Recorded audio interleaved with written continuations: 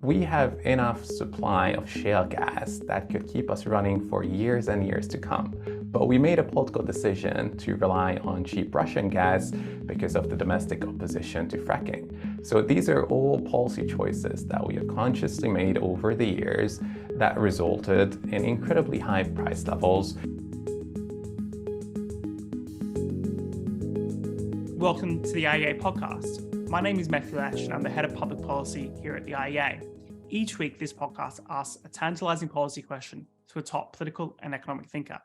Today's question: can Europe tackle the cost of living crisis? The United Kingdom is not alone in facing extraordinary inflationary pressures, with the Eurozone inflation rate reaching over 9% in December last year. Governments have tended to respond with a mixture of handouts, regulations, and price controls. But a new cross-European paper from the EPICENTER highlights how the state contributes to high cost of living with a wide array of policies. To discuss this paper and the wider work of EPICENTER when it comes to European policy, I'm very excited to be joined by our own Adam Bartha. He's the head of international outreach here at the IEA, as well as the director of EPICENTER. He has experience across domestic politics in Europe, and he travels the world evangelizing for free market or liberal solutions to policy problems. So maybe just start with a bit of an explanation. What is EPICENTER? What is the role in European policymaking that you play? Thanks a lot for having me on, Matt. With EPICENTER, our main goal is essentially to bring the expertise of our member think tanks to Brussels and talk with European policymakers about free market solutions for the whole of Europe. So we are very much a member-driven organization. Everything that we do is pan-European in its nature. And this inflation issue is very much a pan-European problem as well. Yeah, let's get into that. So obviously we hear a lot about inflation in the UK. It's often blamed on the government, perhaps rightly, perhaps wrongly. But of course, the UK is not the only country in the world facing inflationary pressures. What is the discourse about inflation and costs of living in Europe? Is it as central to politics as it is in the UK? Well, when we talk about inflation, most of the governments are blaming the pandemic and the Russian aggression. And they're not totally wrong about that, right? So during the pandemic, there was a lot of money printing going on. The supply of the euro massively increased over the last 5 years. And obviously that led to pretty high levels of inflation. Same thing with the Russian aggression, its imperialist war against Ukraine. Russia has been a massive supplier of energy to Europe. If the price of energy goes up, then everything else also is likely to go up. So the governments have been dealt with a pretty difficult hands of cards. But what we often don't talk about is the fact that prices were already high before the pandemic. So elevated prices are very much a result of government intervention, whether it's reducing competition in certain economic sectors, like energy production or transport, or high taxes in other sectors. Governments are often accountable and they are causing a cost of living crisis and elevated price levels. So essentially what our paper did and is trying to do is to point at all the economic regulations and all the tax policies where it's in the hands of national governments to make a difference and to implement some changes. So we're not criticizing the ECB, although there is a lot of justifiable criticism. We're not talking about the Russian war of aggression. We're talking about specific policies, what European governments could do from next day onwards, if they like to, in order to ease the cost of living crisis on European citizens. Yeah, I think this is really important because the reason why we have such extraordinarily high inflation right now can easily be attributed to kind of these short-term factors, and not completely wrongly either. The war with Ukraine, the fact that there was a lot of money printing. We had a very similar experience in the UK, Europe, US, right across the world, that because we had this period of low inflation, relatively low inflation, we thought you could just keep printing money without consequences. Turns out more money chasing fuel goods always leads to the predictable outcome of higher cost of living. But at the same time, we should remember that discussions about cost of living and pressures on households are not new or unique to this particular moment. And there are many structural ways, underlying structural ways, where the government have chosen effectively through their policies to push up the cost of living. And I think it's worth getting into some of the prominent ones in the paper, talking about. It goes through a whole bunch of, I suppose, policy unique to specific countries, but also broader issues. Something that really stuck out to me is just housing, for example. Just right across Europe, we've seen restrictive housing policies limits the supply of housing, makes it a lot more expensive, particularly to live in cities, for example. And it's not just housing, but a wide area of economic sectors like energy supply, like consumer goods and food and beverages. So just to take a couple of examples, with the current cost of living crisis and Russia ceasing to be the main energy exporter to the EU, I think it's worth talking about the flawed economic policies that European governments implemented when it comes to our energy supply. So obviously not relying on a foreign power that's aggressive and hostile to Europe makes sense. But restricting our own supply when it comes to gas, for example, or when it comes to nuclear energy is outright mad. So just a couple of weeks ago in Germany, and I think 3 days ago in Belgium, the government still decided to pursue shutting down nuclear power plants that are perfectly functional for many, many years to come. It's an ideological crusade that's not based on evidence, that's not based on facts, but because of the ideology of the governing parties, they still decided to shut down nuclear energy in Belgium that was over 10% of the country's electricity supply. And this is in the middle of an energy crisis. And I think it's worth noting here as well that what I found quite important to highlight, which isn't said enough, which is when when Germany shuts down nuclear, it has a wider effect because the energy markets are all interconnected these days, including between EU countries and the UK. When there's an excess supply in the UK, we send energy across, and when there's supply issues in the UK, we get energy from those interconnectors. We're also in a global market for gas, and other resources. So when Germany shuts down nuclear, it pushes up the energy prices for everyone else, because it means they demand more gas as well as coal, which is terrible for the environment, and it ends up killing a lot more people than nuclear ever could. But also, just more directly, is if there's a shorter supplies in the day-to-day markets, in the day-to-day European energy markets, the consequence is higher energy prices in the UK as well. So there's silly domestic decisions can have international consequences. Exactly, you're totally right. And if you look at, for example, the gas supply across Europe, most European countries, at least the major economies in Germany, France, including the UK as well, we have enough supply of shale gas that could keep us running for years and years to come. But we made a political decision to rely on cheap Russian gas because of the domestic opposition to fracking. So these are all policy choices that we have consciously made over the years that resulted in incredibly high price levels when the pandemic hit, and when the economic recovery after the pandemic hit, rather, and when Russia decided to invade Ukraine. So our own choices are very much affecting the cost of living crisis right now.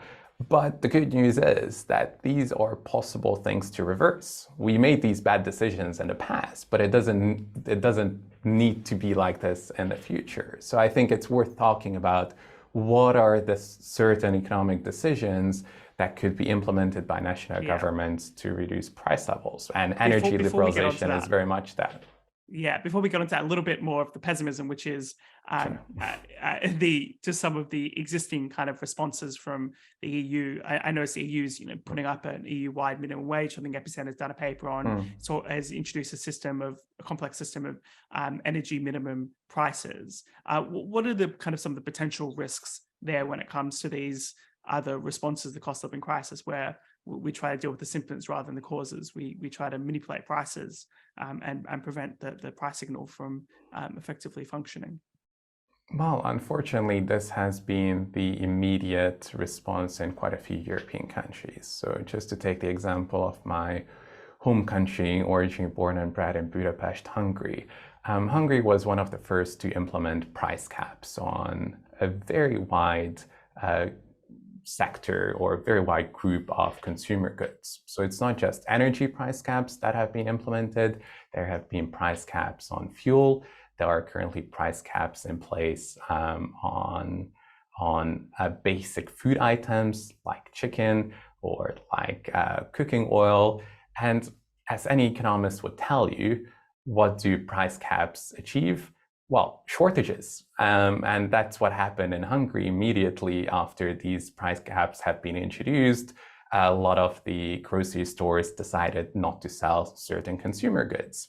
In response, the government passed another legislation forcing them to sell those goods, even at a loss. So obviously, if you are an owner of a grocery shop, then what are you going to do? Well, you're going to put up the prices of other goods that don't have price caps. So just to give you an example, cheese inflation across the Central European countries have been roughly around 20-25%. In Hungary, it's almost 100%, because whatever loss is being made on the consumer goods that have price caps on, they have to be somehow accounted for with the offset with other consumer goods. So these price caps are just temporary bad solutions that actually don't reduce inflation. Hungary has one of the highest inflation rates in the EU. It's now above 25%, which is really unheard of in the last 20 years. And there's no end in sight. So all the wrong responses by many of the national governments have been tried and tested, and they failed once again, yet they keep on pushing with it. Yeah, another good example of this, which has particular, I think, resonance in the UK is Berlin's price caps on rent. And rent control is something that's very often called for. In fact, the London mayor has been demanding powers for a number of years to do rent caps. He, at one point, pointed to Berlin. I think this is often forgotten. He said, Berlin provides a shining light, an example of the benefits of rent caps. But I think that's also had the predictable consequence that although they rent capped, I think, pre-2014 apartments, those apartments are cheaper as than they would theoretically otherwise be. But the post-2014 apartments are much more expensive. And there's been a big reduction in new house building in Berlin during the periods that the price caps were in place until they got struck down. So it's just that same consequence again and again. When you start playing with the price mechanism, the results aren't necessarily what you hope they can be. You can't play against gravity, unfortunately. Exactly. And the problem is that we keep on trying, or at least policymakers keep on trying, but it leads to the same exact results. You mentioned house building. It's not just an issue in Berlin or London. It's an issue across most European cities. And instead of increasing supply, so namely building new housing, it's a lot easier to say populist answers and appease to all the people who don't want to have new housing built in their neighborhoods, and to say, okay, we're just going to cap rental prices. But obviously, as you mentioned, in Berlin, I think it led to a 60% reduction of new housing. And I'm sure that if it were implemented in London, it would have the same exact bad result. So we've established inflation is bad. Governments are responding poorly through things like price controls. What is the good news here? What is the silver lining? What can be done? What are some of the conclusions from your authors right across Europe in terms of some of the good ideas to boost competition, to cut red tape, to ensure that markets can function more effectively? Well, the good news is that some of the policy answers are out there, but they still need to be implemented. So we mentioned cutting red tape, for example. If you look at economic sectors where there is a lot of competition and the reasonably light touch regulation, like in the telecom sector, for example, consumer prices have been falling. And I think this is the norm of modern economies, that if you look at the consumer goods in the 70s, whether it's cars, whether it's fridges, whether it's mobile phones or phones, they have been falling throughout the last couple of decades. So the decrease of prices in consumer goods, I think, can be achieved, but it requires a lot of competition and it requires a light touch regulatory framework. So to go back to some of the topics that we already talked about, energy policy. I think it requires a massive diversification strategy that governments are not implementing at the moment. They think that they can plan for a net zero economy. They think that they know exactly what are the future technologies that are going to be used.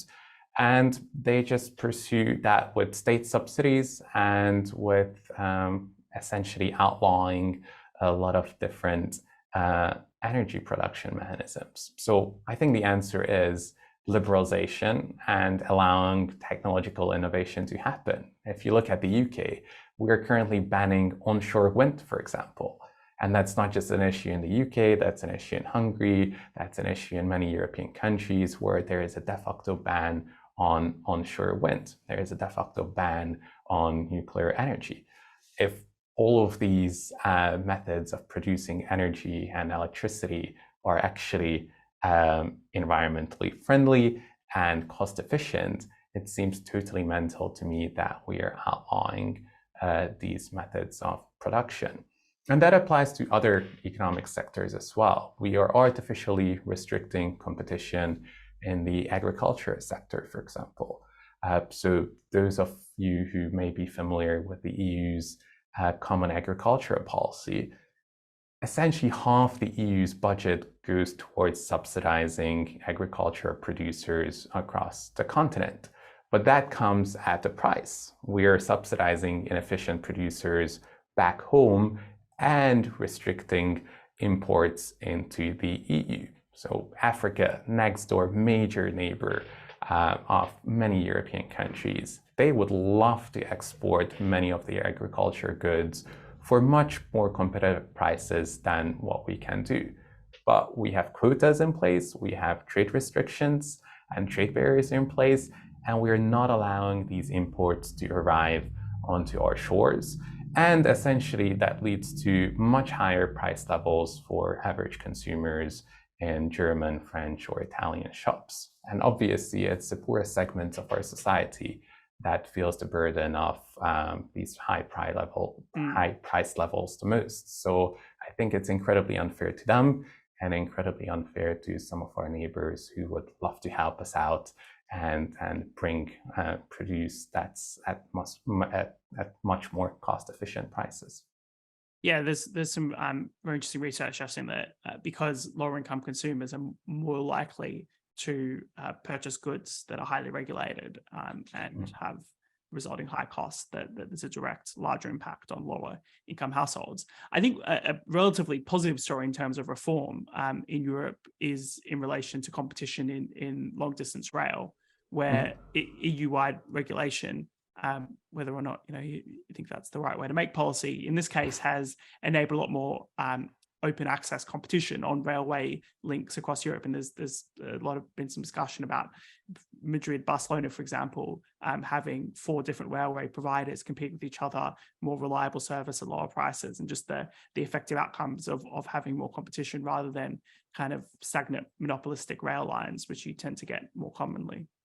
And that's with all methods of transport, right? So railways are one good example, but it happened with buses, it happened with airlines, and those were actually thanks to some EU directives that liberalized those markets, right? So if you're flying There's a reason around why we today, have Ryanair and exactly extraordinarily cheap flights around Europe in a way the US does not. The US, under the US airline rules, effectively, you can only operate domestically in the US if you're an American company, and there's very few American companies and very few American airlines and much more expensive air travel as a result. Exactly. So I don't think that a lot of classical liberals say that there is zero role for governments to play. I think governments can set the right regulatory framework, as they have done in the aviation sector. Now they are doing in the train and bus sectors as well. And that increases competition and reduces prices. So there is definitely a role for regulators to play, but instead of trying to micromanage certain economic sectors, I think they need to set the framework for these businesses, and then the businesses are going to compete amongst themselves, and the consumers are going to benefit as a result. The last one to think about, I think, as well, is tax, which gets a little bit messy in the sense that I don't think you can cut taxes to get out of inflation, there's a bit of a risk there. In fact, if you cut taxes, you end up stimulating further demand, and in the context of loose monetary policy can be inflationary. But at the same time, governments can also be counterproductive in terms of the taxes that they put in place, particularly hurting certain households or alternatively discouraging investment. I wonder if you've got much of a view in terms of some of the tax policies going on around Europe when it comes to cost of living. I think tax policy needs to plan for the long term. So what a lot of governments have been doing during the cost of living crisis is to introduce temporary tax cuts, right? For 3 months, for 6 months. I don't think that's the best way to go about it. If you're trying to help low-income households, then direct cash transfers are actually a much more efficient way to do it than temporary tax cuts. But I think in the long term, the right tax policy does have a role to play in reducing high consumer prices. And obviously that needs to be done with the state budgets in mind. So I wouldn't like European countries to run massive deficits for their annual budgets.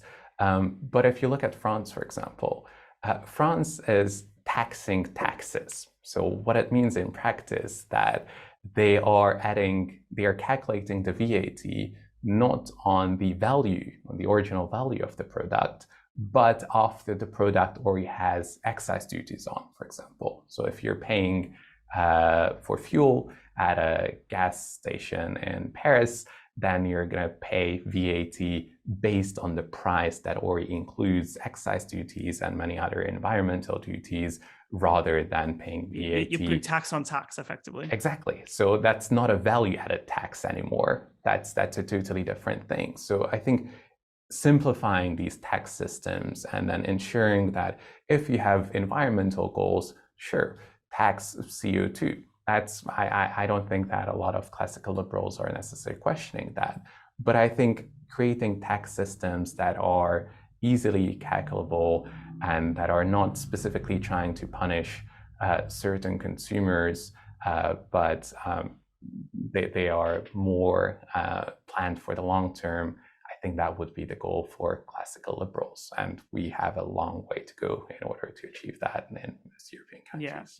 I think that's right. I think a classic case is, of course, is sin taxes as well, where even if you accept that there might be some negative externality associated with tobacco or alcohol or gambling, the level of taxes that are put on those goods is typically very much disproportionate to the level of harm. And at the same time, but it's often higher.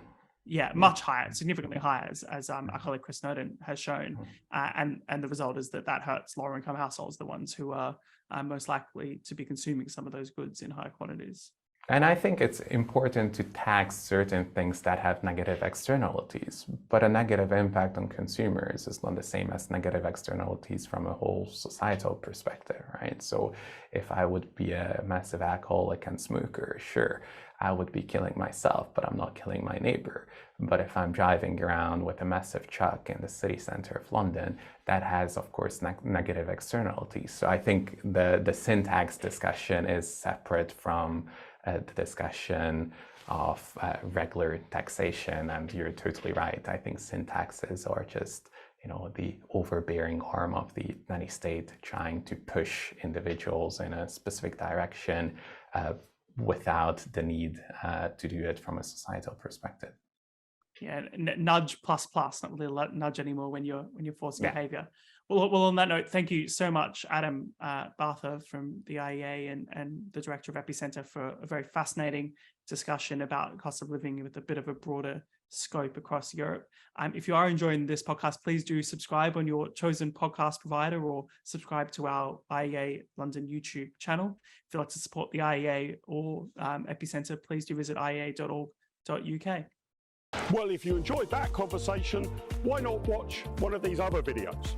And while you're here, remember to hit the subscribe button and the notification bell. That way, you'll never miss out on a single IEA broadcast.